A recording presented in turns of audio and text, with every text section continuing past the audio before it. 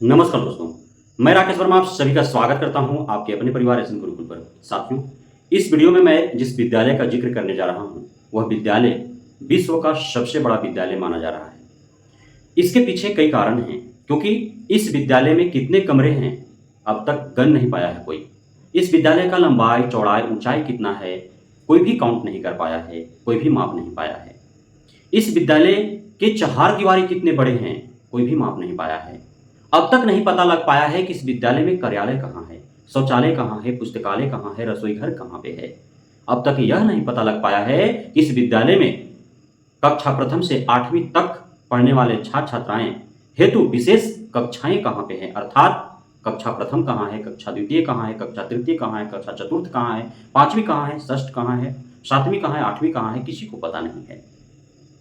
अब जब बड़े बड़े इंजीनियर फेल हो चुके हैं इस विद्यालय की लंबाई, चौड़ाई, ऊंचाई मापने में, बड़े बड़े इंजीनियर फेल हो चुके हैं यह पता लगाने में कि इस विद्यालय में कक्षाएं कितनी है, इस विद्यालय में कार्यालय कहाँ है, शौचालय कहाँ है, भोजनालय कहाँ है, पुस्तकालय कहाँ है, कैंपस कितने बड़े हैं, तो फिर इसे विश्व का बड़ा विद्यालय ही माना जा सकता है।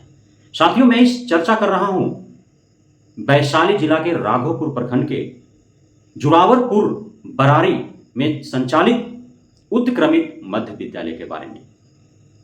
उत्क्रमित मध्य विद्यालय अर्थात पूर्व में प्राथमिक रहा होगा, उसे उत्क्रमित कर मध्य कर दिया गया। अब आप समझिए कि उस जिला के, उस प्रखंड के शिक्षा पदाधिकारी कैसे रहे होंगे। क्या उन्हें पता नहीं था कि जिस प्राथमिक विद्यालय को हम उत्क्रमित कर मध्य विद्यालय बना रहे हैं वह उस योग्य है भी अथवा नहीं। आज यदि मध्य विद्यालय में पढ़ने वाले छात्र छात्राएं खुले आसमान के नीचे, पेड़ पौधे के नीचे बैठने के लिए मजबूर हैं, जबकि मौसम का हाल खस्ता है, लगातार वज्रपात हो रहे हैं, पेड़ों के नीचे बैठना खतरों से भरा है, बावजूद इसके मजबूर हैं शिक्षक शिक्षिकाएं अपने बच्चों को खुले आसमान में पेड़ों के नीचे बैठाकर पढ़ाने के लिए। यदि प्राथमिक विद्यालय ही चलाने के लिए जब पर्याप्त कमरे नहीं थे, बैठने की व्यवस्था नहीं थी, तो फिर उसे मध्य करने की क्या आवश्यकता पड़ गई। एक ही साथ कक्षा प्रथम से 8वीं तक के बच्चे बैठ करके पढ़ रहे हैं, एक तरफ टेबल लेकर के प्रधानाध्यापक महोदय कार्यालय का कार्य कर रहे हैं, दूसरी तरफ शिक्षक शिक्षिका जो है वो चेयर पर बैठ करके बच्चों को पढ़ा रहे हैं। क्या इस प्रकार हम गुणवत्तापूर्ण शिक्षा की कल्पना कर सकते हैं? क्या इस प्रकार हम शिक्षा में सुधार लाएंगे? क्या इस प्रकार हम शैक्षणिक व्यवस्था में सुदृढ़ीकरण कर पाएंगे? आप विद्यालय में डिजिटाइजेशन लाने की कदम आगे बढ़ा चुके हैं। आप ऑनलाइन अटेंडेंस बनवा रहे हैं शिक्षक शिक्षिकाओं का, शिक्षक शिक्षिकाओं छात्र छात्राओं का आप उनका जो डाटा है, बायोडाटा है, वो सारे आप पोर्टल पर अपलोड करवा रहे हैं। टीचर्स प्रोफाइल, स्टूडेंट्स प्रोफाइल, उसके बिना किसी भी शिक्षक शिक्षिकाएं छात्र छात्राओं को कोई लाभ नहीं मिल पाएगा। और विद्यालय में मूलभूत सुविधाओं की कमी, इतने अभाव में विद्यालय चल रहे हैं। एक साथ कक्षा प्रथम से 8वीं तक के बच्चों को बैठा करके हम गुणवत्तापूर्ण शिक्षा कैसे प्रदान कर सकते हैं? मैंने बार बार कहा है कि पूरे बिहार का यदि दौरा करे, ये सच्चाई का उजागर किया जाए, तो सबसे बुरा जो स्थिति है वह है शैक्षणिक संस्थानों का, शिक्षा व्यवस्था का, शिक्षा जगत का, बिहार के शिक्षा का। ऐसे नहीं, पूरे भारत में सबसे पिछड़ा है शिक्षा के क्षेत्र में, सबसे पिछड़ा। यही कारण है कि कहीं विद्यालय शौचालय में सिमट करके चल रहे हैं, कहीं विद्यालय में पढ़ाने वाले शिक्षक शिक्षिकाओं को बैठने के लिए कुर्सी तक नहीं है, और कहीं विद्यालय मंदिर के प्रांगण में, मस्जिद के प्रांगण में, टीन के करकट में, अल्बेस्टस में, किसी के ढाबे में फूस छा करके, और इस प्रकार खुले आसमान में पेड़ पौधों के नीचे। अब बताएं, कैसे हम कल्पना कर सकते हैं कि सरकारी विद्यालय में पढ़ने वाले जो बच्चे हैं वे केंद्रीय विद्यालय में पढ़ने वाले बच्चों को टक्कर देंगे, वे सीबीएसई बोर्ड द्वारा संचालित बड़े निजी विद्यालयों के बच्चों को टक्कर देंगे?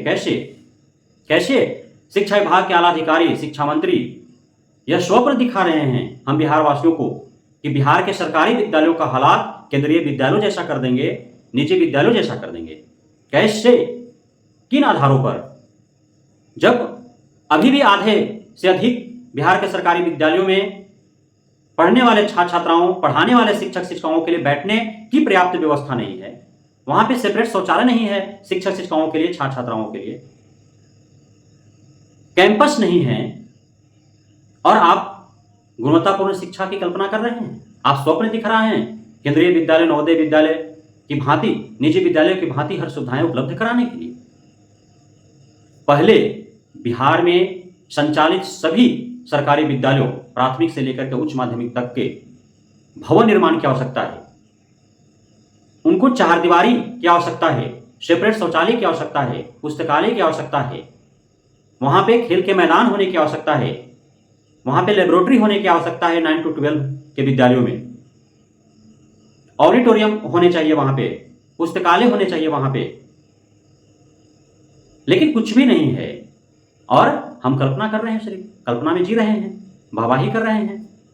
जहां पे भवन है वहीं और भवन बन रहे हैं, जहां पे अन्य सुविधाएं हैं वहीं और सुविधाएं दिए जा रहे हैं, और जहां अभावग्रस्त है वहां पे और भी बदतर होते जा रहे हैं उस विद्यालय का हालात। तो आप सिर्फ बिहार वासियों को जगना होगा। आप जहां हैं, यदि वहां आपके गांव में या आस पड़ोस में इस प्रकार के विद्यालय हैं, जहां मंदिर में चल रहे हैं, मस्जिद में चल रहे हैं, खुले आसमान के नीचे चल रहे हैं, टीन के करकट में चल रहे हैं, अल्बेस्टस में चल रहे हैं, झोपड़ी बना करके चलाए जा रहे हैं, किसी के ढाबे में चल रहे हैं, तो आप उसका वीडियो बनाएं।